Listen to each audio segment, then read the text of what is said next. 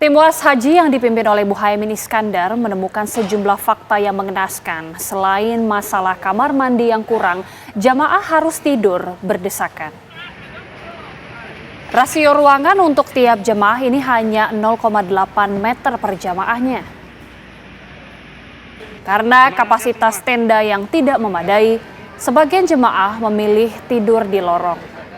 Sebagian jemaah menerapkan tidur secara bergantian tiap 2 jam. Hal ini membuat jemaah ini kurang istirahat. Tim Was Haji sangat menyayangkan kondisi ini.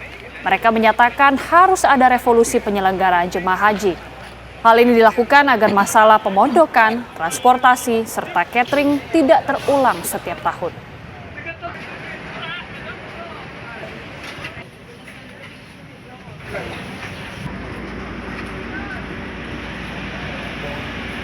Gimana, sehat semua?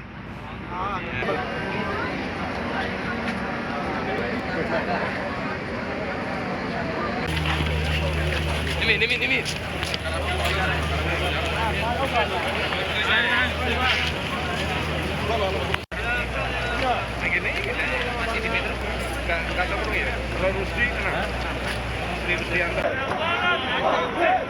Kita menemukan fakta bahwa jumlah jamaah dengan kapasitas tidak sesuai.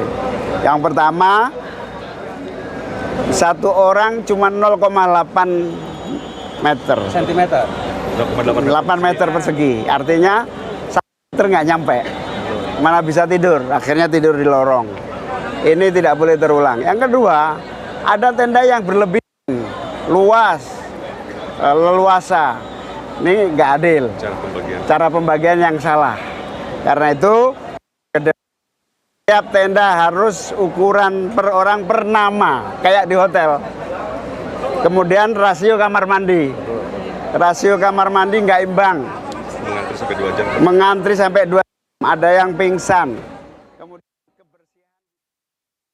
Ada sejumlah kendala yang dialami, dihadapi dan juga dirasakan oleh jemaah haji asal Indonesia seperti yang diungkapkan oleh Muhaimin Iskandar selaku tim Was ataupun juga tim pengawas haji. Untuk bisa mendapatkan informasi lebih lanjut mengenai hal ini, rekan kami Hadi Zulkifli akan juga mengabarkan untuk Anda dari Mekah.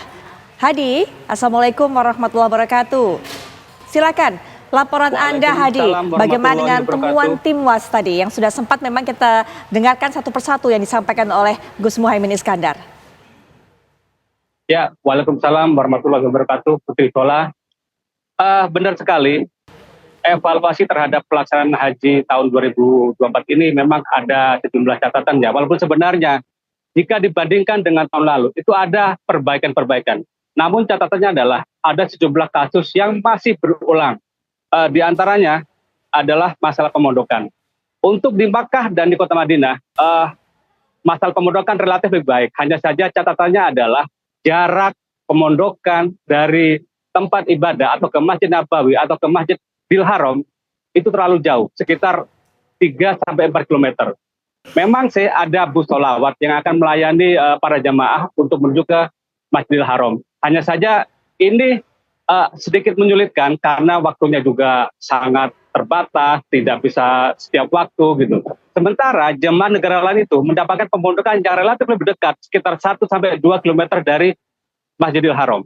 Catatan lain adalah yang sangat disayangkan adalah pemondokan di Armusna, terutama di Arafah dan di Mina.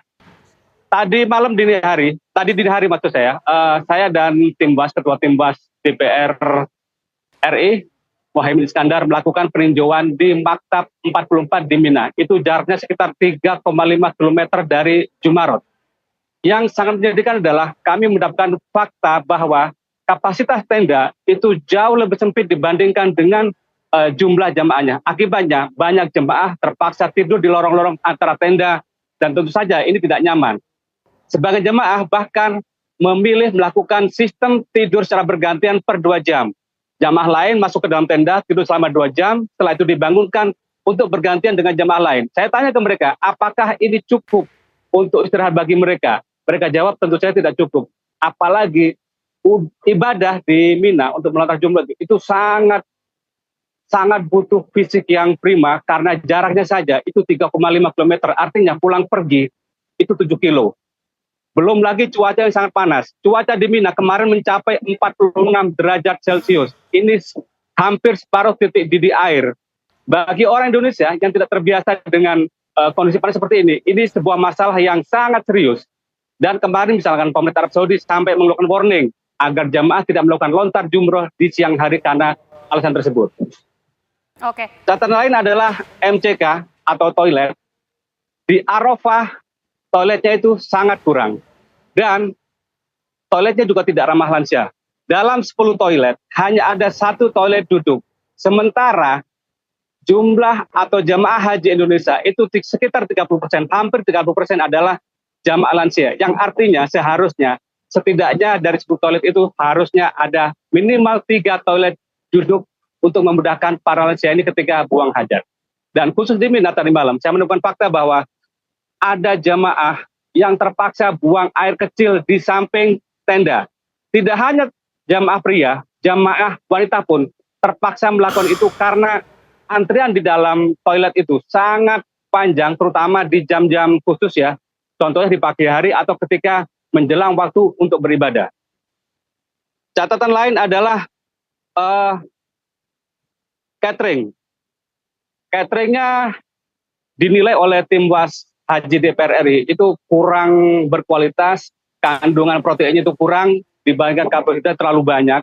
Sementara ibadah haji itu ada ibadah fisik yang membutuhkan selain karbohidrat tentu saja butuh protein yang cukup tinggi. Menunya juga kurang variatif sehingga jamaah relatif cepat bosan dengan menu itu, dan beberapa kali saya menemukan bahwa banyak jamaah yang terpaksa membeli makanan di luar. Catatan lain adalah masalah transportasi. Transportasi menjadi catatan yang tidak kurang baik, khususnya ketika jamaah hendak berangkat dari hotel di Makkah menuju ke Arafah. Saya melihat sendiri bahwa para jemaah itu berkeliaran di pinggir hotel, mereka janjikan berangkat jam 6, berangkat jam 7.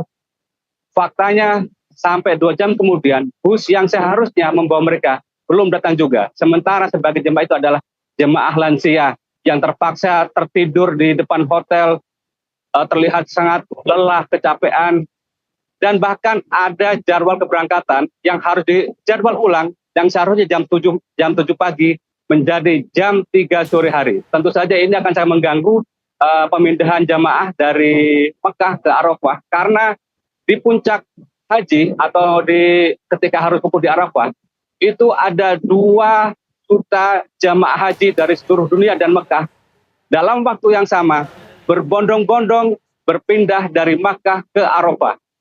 Jarak dari Makkah ke Arafah itu sekitar 16 km sampai 18 km tergantung posisi hotel. Baik, Hadi. Nah, dalam kondisi normal.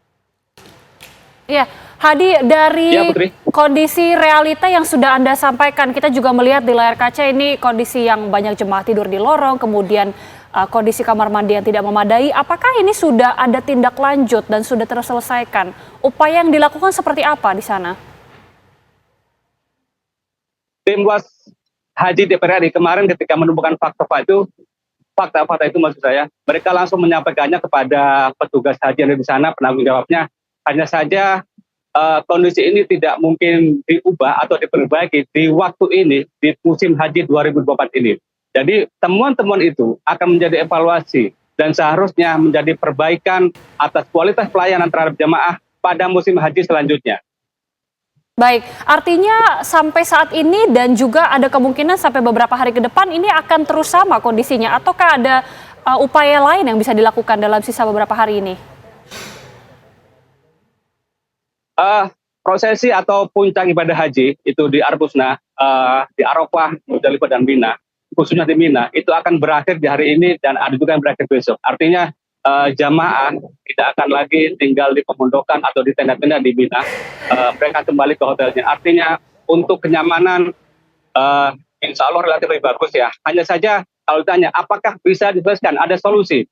Sejauh ini belum ada solusi atas masalah tersebut, sehingga mereka ya harus mau tidak mau, harus ikhlas, harus banyak bersabar. menerima kondisi itu. Baik. Kita hanya bisa berdoa bahwa mereka tetap sehat, tetap semangat, dan tetap bisa melanjutkan ibadahnya. Hadi, adakah kemudian jamaah yang terganggu kondisi kesehatannya karena kondisi seperti ini? Kondisi-kondisi yang saya sampaikan tadi tentu saja akan berpengaruh terhadap kesehatan jamaah. Kemarin saya sempat ngobrol sama beberapa jamaah, ada beberapa jamaah yang harus kondisinya menurun kesehatannya sehingga harus mendapatkan perawatan. Dan untungnya di setiap maktab, di setiap tenda itu ada fasilitas kesehatan termasuk di Arafah dan di Musdalifah. Baik, Hadi, terima kasih untuk informasinya. Terima kasih sudah memberikan kami pengetahuan mengenai bagaimana kondisi di sana, masalah yang dihadapi oleh para jamaah, dan semoga semua jamaah ini bisa menjalani sisa-sisa hari di sana juga sebelum kembali pulang ke Indonesia dalam kondisi yang sehat walafiat. Sekali lagi terima kasih, Hadi. Wassalamualaikum warahmatullahi wabarakatuh.